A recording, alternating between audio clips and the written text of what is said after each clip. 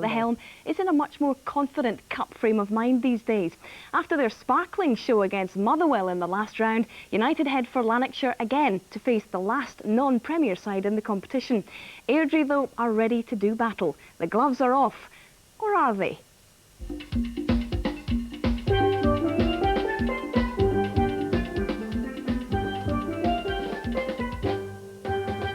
Jaron Nixon has brought a Trinidadian ray of sunshine into Scottish football. But whilst he's been warming our hearts, the man with the gloves has been suffering. Just numb, freezing. Well, back home actually the weather is like 80, 90 degrees all year. And to come like 5 and 1 degrees. And the weather isn't the only thing that's been a shock to the system. It's very different back home, you know. Like like if the manager said training and you don't feel to go training, you just don't go, and you don't, and nothing happens after that, you know. Not so at United. Nixon is quick off his mark when Ivan Golat's around. Mind you, that comes naturally. I don't think he's much quicker than me. Yes, he's an extremely quick boy, you know, a gifted, talented player, and it's a great asset for Dundee United and for this, you know, whole game in Scotland. I'm sure, you know, that a lot of kids are going to benefit from his skill because he's already, you know, favoured with the crowd and with the people around the area. And I'm sure it's exactly going to happen all the way through to Scotland and Britain. Golat's other astute signings are fast becoming favourites too. Gordan Petric has impressed, and striker Craig Brewster is at last making a real impact. Brewster's pass is a good one. Connolly's in the clear.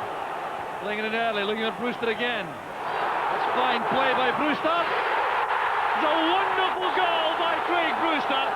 It's Brewster's second time around at Tannadice, and with other business concerns, the move back to full-time football was a real gamble. Now, after 6 months, it's paying off. It goes through everybody's mind. I think the big signing, well, 250,000, and people expect you to do wonderful things right from the start, and sometimes it doesn't happen that way. Were you worried you'd made a mistake? I don't think so, no. Just hard work, and obviously it's starting to pay off now.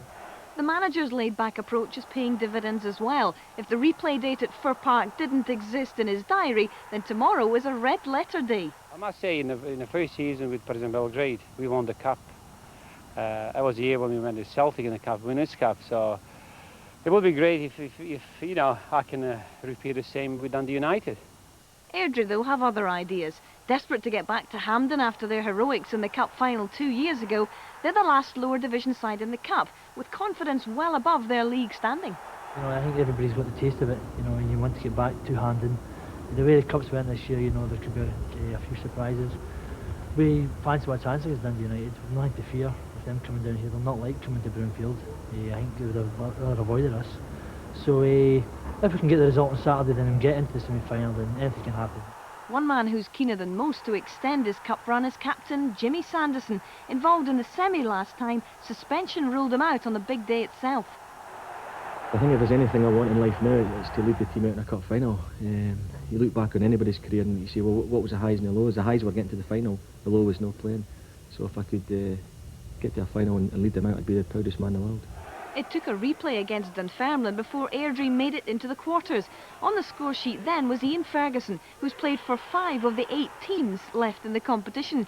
He already knows what it's like to beat United and indeed to lose with them. And he also knows that United are due a lucky break.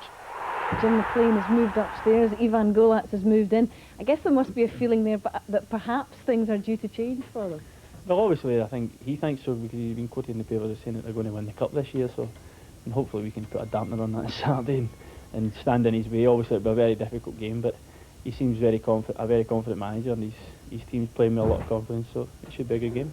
Some things never change at Broomfield. Goalkeeper John Martin is as extrovert and irreverent as ever. Has Craig Brewster put any past you in the past? No.